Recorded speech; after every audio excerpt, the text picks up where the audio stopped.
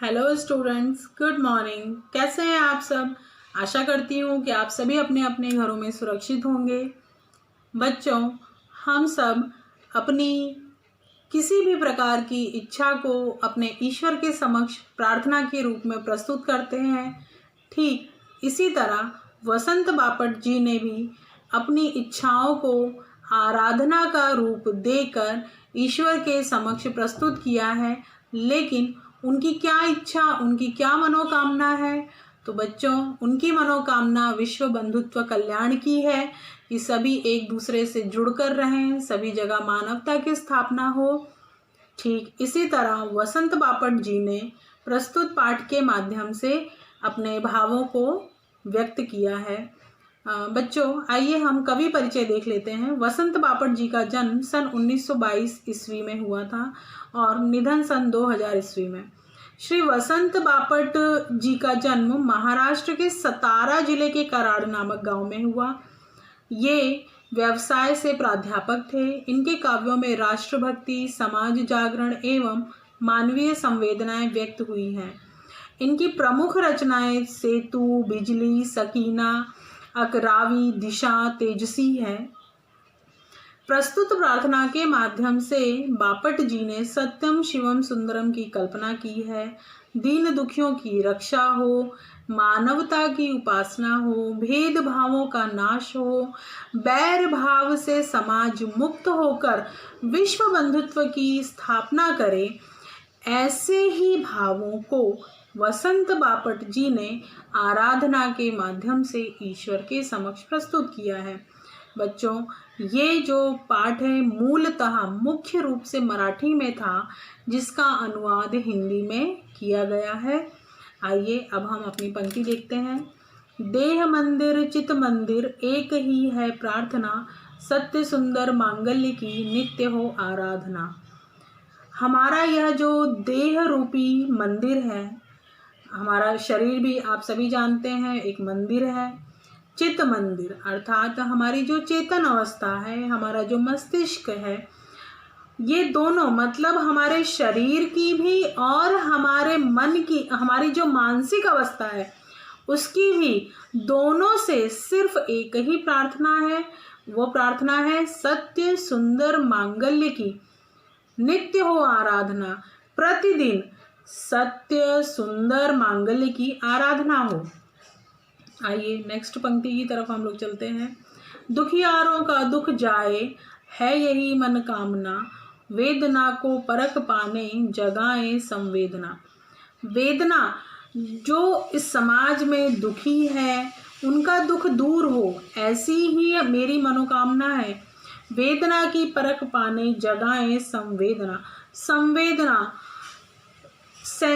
Sensitivity कि आप कितने सेंसिटिव हैं, इस बात को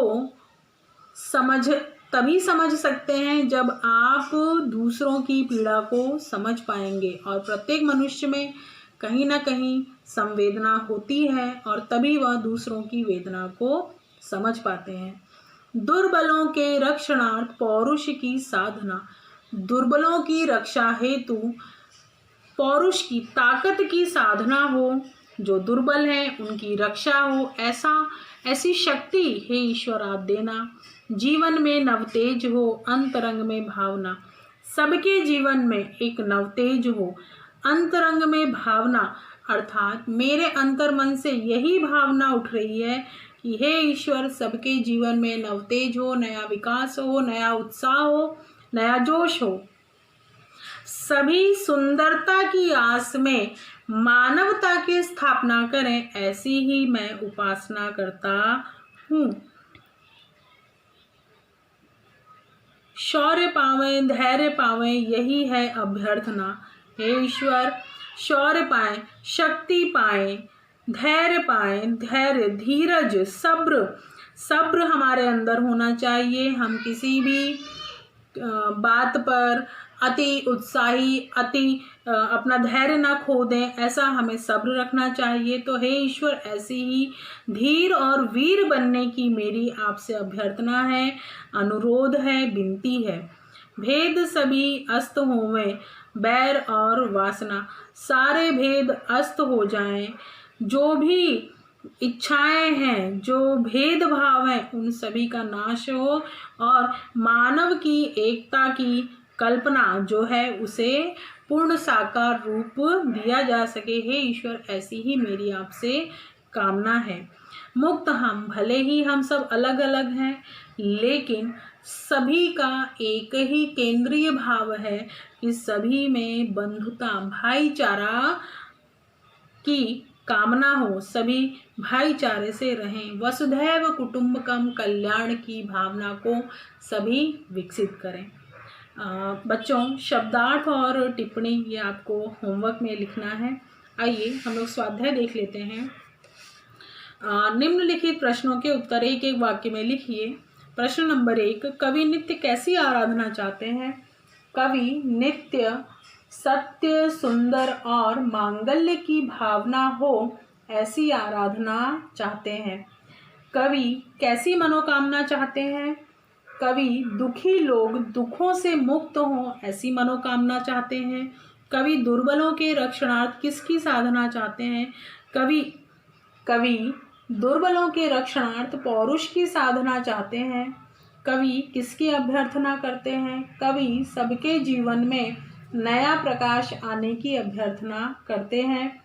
कवि कैसी बंधुता की कामना करते हैं? कवि ऐसी बंधुता की कामना करते हैं जिसमें सब स्वतंत्र होकर भी भाईचारे की भावना से जुड़े हों।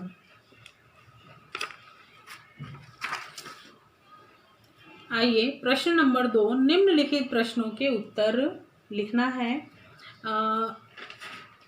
बच्चों, मैंने आप लोगों को बताया था कि जब हम प्रश्न लिखते हैं तो उसमें हमें कवि परिचय देना है और कवि परिचय के साथ हमारे प्रश्न का उत्तर हमें लिखना है। तो ये आपको मैंने पहले भी बताया है और उसी के अनुसार आपको अपने प्रश्नों के उत्तर तैयार करने हैं। कवि कैसे मांगल्य की आराधना करते हैं? कवि मांगल्य अर्थात सबका कल्याण। तो कवि की इच्छा है कि सभी लोग सतमार्ग पर चलें, सभी के मन में सुंदर विचारों का प्रस्फुटन हो, सभी एक दूसरे के कल्याण की भावना को विकसित करें, कल्याण और सभी के कल्याण की कामना करते हुए कवि मांगल्य की आराधना करते हैं। कवि के अनुसार किसके दुख दूर होने चाहिए?